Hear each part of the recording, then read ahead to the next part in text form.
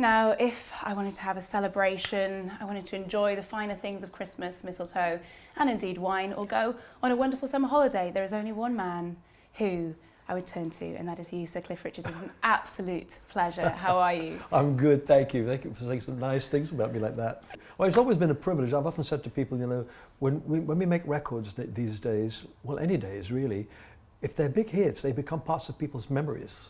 Absolutely. And that's really quite a privileged position that you find yourself in. Yeah, I mean, know every song that my mum played to me, or that my childminder played to me, and they do become part of your upbringing and your memory. First of all, tell us about the DVD. Well, it's called Still Reeling and Rocking. I'm trying to express the fact that I may be this age, but that doesn't change anything in terms of what I like and how I express it. And I filmed it in the Sydney Opera House in Australia, and it was it was a really good event, really. And my sound guy, I love it when he tells me things like this. He doesn't say it too often. He said, "But that's the best you've sung live," because none of us can actually. Well, somebody, I guess Celine Dion probably never makes a mistake, but I often make mistakes, and you try to cover it up. But this time, apparently, I didn't make any mistakes.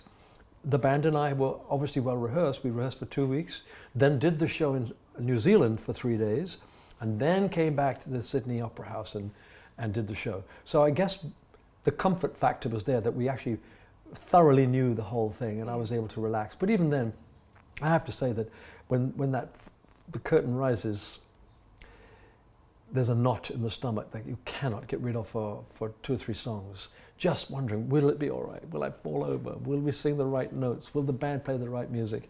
And after 2 or 3 songs, you start to relax into the reality of the fact that, yes, you do know everything, and so do the audience, and they enjoy it. So even after all this time, you still get nervous before you go on stage? Yeah, somebody once said to me, "Oh no, you need that nervous energy." I said, "No, I just need the energy. I could do without the nerves any day of the week. I'm much better when I'm called upon, for instance, at a charity function. If someone says, 'Can you sing a song with just a guitar?' Because there's no expectancy, I can grab it and sing Living Doll, no nerves at all, and I probably sing it better than I do any other time. When you're nervous, it's not just your leg that shakes, it's everything goes tense. And the vocal cords, when you think about the vocal cords, they're not even muscles. You can't even really control them. I suppose muscles are controlling the cords, but the cords are just apparently 2 bits of gristle that go like this. Really? Yeah, oh. Yeah, they are. And so, anything can go wrong if you're nervous, really. I've felt it in my throat. I've heard it. You can hear, I've watched a couple of X Factors, and once or twice you can hear the nerves, but after about 2 or 3 lines, that's gone, and you can hear them singing, absolutely. They sing the same note later on, but it's perfect. So I don't know that nerves are necessary, but some people think they are. And what do you do before going on stage to kind of calm the nerves? Particularly if I'm performing in England, I usually entertain my family until the last minute.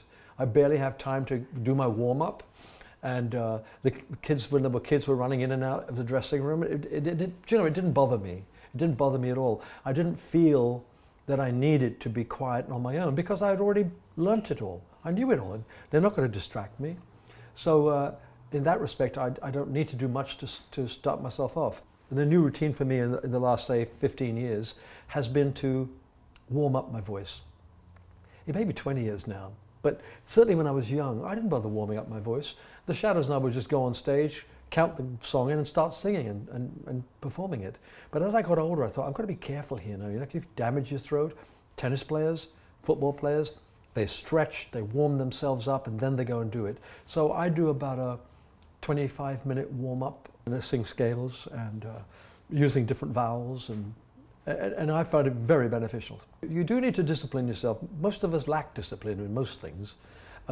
I started dieting years ago, and I'm really good at it now. And everybody said, "Oh, you're so disciplined." I said, "Yeah, because I know that's what I have to do if you want to lose weight." So you do that. So in the same way, once I got this vocal class onto a CD, it was a gift from Olivia Newton-John. It was my birthday, so it must be 15 years ago. Anyway, she said, "I want to buy a birthday present for you, 1 hour with my singing teacher." And it wasn't that she didn't think I couldn't sing it, but she said, "I found it so helpful." So I went there, and he taped everything for me, put it on a CD, and I used that. I do it, you don't have to do it loud. It's just a warming up process. And so I do that now. That's one of the new routines in my professional life. Do you have any diet tips? I wouldn't mind knowing some. My doctor said to me, look, if you get enough protein, if you have enough carbohydrates, I don't care what you do. And there's one I would recommend, and that's the blood type diet. A lot of people poo-poo it. Well, I'm sorry, they can poo-poo it all they want. My doctor says it's all right. You find out what your blood type is. There's a book called Eat Right for, the number 4, your type.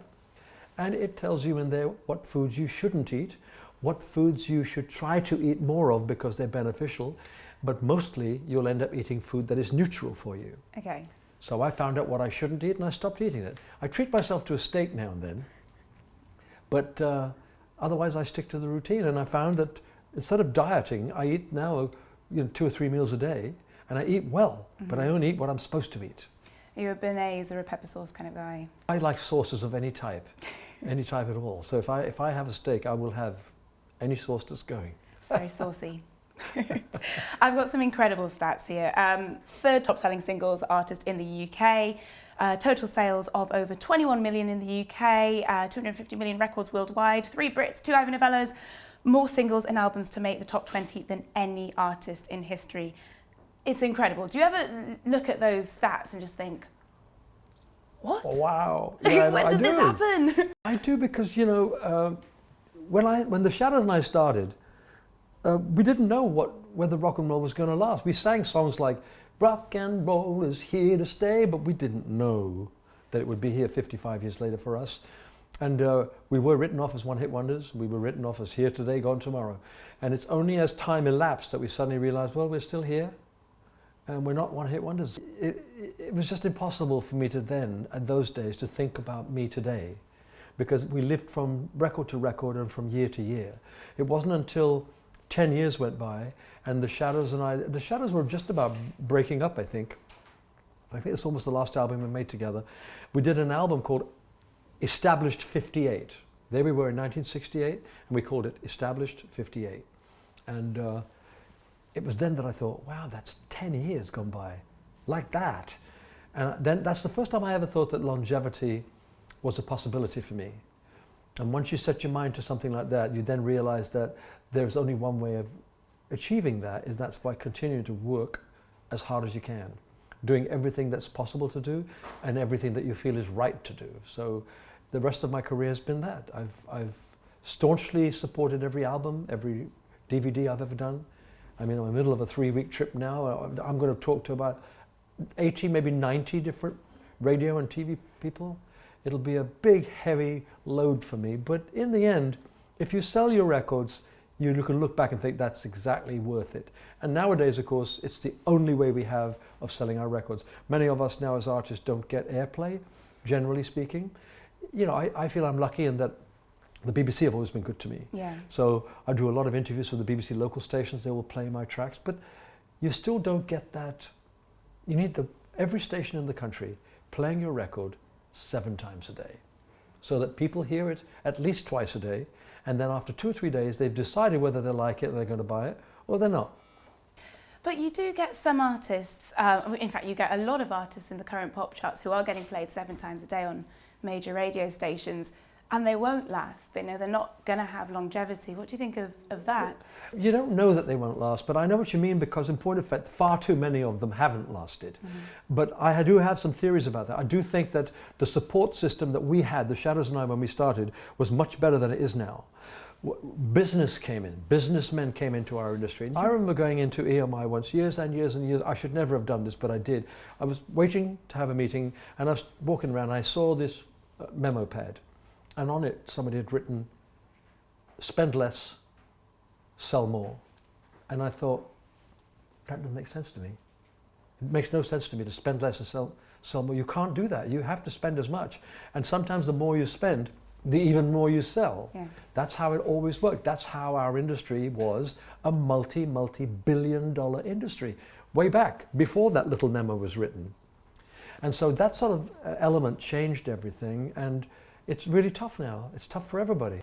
I mean, you mentioned the X Factor earlier, and there's a lot of, very young acts at the moment who are having absolutely stratospheric success. What do you make of how fast people get famous these days? And are there any artists in the charts at the moment who you're a big fan of? Someone once asked me about One Direction. I said, I can't really tell you what I think because I've not heard anything. And I got this terrible write-up because I hadn't heard of them. I said, well, give me a year. And sure enough, I then Googled it actually. And I Googled it and I heard a song where they all five of them sang solo bits in it. And I thought, well, this is fantastic because they were all very good. And you were coming back now to the previous question about why they maybe don't last that long. Only time will tell. One Direction, there's no reason why they shouldn't last long. They all sing good, they sound good, they harmonize well. Those are the only elements you need to continue. And it's the support system. We were supported much better than they are being supported. And that's why I mentioned the business side. When the business side takes over, the humanity goes. And I had Norrie Paramor, who's like a father figure to me, even though at the very early stages I had my own father. And my father did everything he could to support me. When my father died, Norrie Paramor became like a father figure to us. And then Peter Gormley, our manager, the Shadows and my manager, joined us. And again, they were more concerned about us as people, which made us feel free as artists. You know, we weren't just a widget in a factory chain to make money for everybody. We were artists who they thought, yeah, you're going to love doing this. And it worked. So I just hope, I wish that upon all the young singers today, because, you know, they are really good. There are far more really great singers today than there were when I started. Yeah. And when I listen to myself in those early days, I really think that I wouldn't stand a chance if that Cliff Richard was taken and brought right forward to this day and placed into the line of 1,000 that tries to get on X Factor. I don't think I'd make it. Quite a few singers actually say that, looking at these shows, the standard is so high. Do you have any advice that you would give to a younger artist just starting their career right now? And I can't help but say it over and over again. Longevity in our industry depends on the fact that the artist, whoever they are, dancer, singer, actor, writer, doesn't matter. You have to love what you do. Yeah. You have to love what you want to do. And if you love it, then you've got to commit yourself to it. And there's really no way around that. And I always say, if you want to be a singer, don't be bothered about maybe not making it straight away. We've talked about One Direction. Mm-hmm. And we've talked, you know, they all lost X Factor, biggest boy band in the world. So you can lose a couple of battles as long as you in the end win the war. But the best advice I could give someone is to say, give yourself a time. Limit yourself. Say, okay, I'm going to try this for 4 years. And if it hasn't happened in that 4 years, you've got to be honest with yourself, this is not going to happen.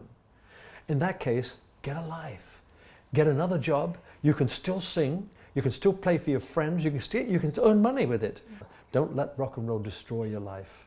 Something everyone could live by. Don't let rock and roll destroy your life. Looking back over your career, do you have a I guess it's probably quite hard to choose one, but do you have a highlight? Oh, there are 2 or 3 moments that I'll always remember. I'll remember being at the London Palladium with the Shadows. We were top of the bill and we were singing. And when we finished one of these songs, Bruce Forsyth walked on. And I thought, that's funny, we didn't rehearse this. We've got 2 more songs to do. And he walked on with his hands behind his back. He said, ladies and gentlemen, Cliff doesn't know, but his record just went gold. And he brought out Living Doll, the real gold disc for 1 million sales. The other one was The Young Ones. When The Young Ones was released, in 3 days it was #1. And when I went to Liverpool to sing it, the film had been out. There was a great buzz about the film, and you could feel them. It was almost as they were on the edge of their seats, waiting to sing it, to join in with it. And of course, when Hank started to play, the crowd roared, and they didn't stop roaring. My memory of it is that no one could possibly have heard the song because they were all screaming so much. But it was a wonderful feeling, you know, when you make a record like that, and people like it that much, and they let you know they like it by behaving that way. There's nothing. It's hard to express how we felt. We were close to tears for a start. I could barely sing, so it's just as well they didn't hear me. Now, before I leave you, Cliff, I think there's no denying that you are the calendar king. I have printed off some calendars of yours from the last few years, last decade or so, and it's a little challenge for you. See if you can recognise which year this is from. Oh. This might be a little bit difficult, but let's see. Okay, #1, here we go. Oh, well, I can tell you where it was. It was in Portugal. Portugal? Yep, and it was probably, well, how many? It would be about 5 calendars ago. So what are we now? Close, you're really close. This is Am I? 2009. Oh, is it? Yeah. Oh, there you go. Not that long Isn't ago. it funny? Sometimes I can remember by the clothes, but this one I remember it was a sunset. It looks beautiful. It is. Portugal's lovely. Jealous, I'd love to be there right now. Okay, we've got this one right here. Where am I standing? Got a fountain. Oh. Oh, I don't recognise that at all. Well, this would be 2006. Oh, was it? It's a little bit before that. Was that one of our official pictures? Or maybe someone's been masquerading as No, you. but I mean, I That's don't terrible. know that fountain. I mean, it's obviously me standing there. I can see it. Oh, wait a minute. Yes. No, okay. I don't, without colour. This was a house I had. Oh, really? And there was a fountain. I just recognised it by the gazebo. Oh, nice. Yeah, I would say that was 2006. We've got this one. It kind of gives away that it says 200 at the bottom. Oh, no, that's only a couple of years back. We did that in Disney, Nice motorbike. Orlando, and on a motorbike. So that would be, when, 2011? Actually, you know what? You're wrong. It's 2007. Oh, 7? Yeah. No, it can't be. Yeah, unless you've got another motorbike. Oh, no. I don't know. Oh, no, hang on, no, I have done. No, wait a minute, you're right. There's another motorbike. That Yeah. motorbike is the same time. It would be 2006 or 7. Yeah. It was the same thing. That was in the front garden, and the other one was the back garden. Go on, go on. And then I've got my personal favourites here. Got a little medley. Got basketball, Oh, well, now that would have been just a couple of years back. a horse, Yeah. and indeed That was done in a Memphis. dolphin. Oh, I know. That would be 2013. 2000 and what are we now? 2013. Well, 2013, you're going into 2010? 14. 2012. 12. Okay. So Is that only- close. It's only last year. Yeah. Well, I guess No. he will have shot it the year before. Oh, that's what's confusing me. Did you get to touch him? Did you get to play with him? No, we took. The funny thing is, we could never get the dolphin. The guy was there making him jump, and we could never get it in the picture. It was always too late, too soon. and Alan Ollie, the cameraman, said, "One more try, that's it." And you that got was it. Yeah. Magic. Well, you're the king of posing. I could learn a thing or two. I'm no good at posing. Thank you. I'm sure you're being too humble. It's been an absolute pleasure. Thank you so Thank you much. very much. Thank you. Thank you.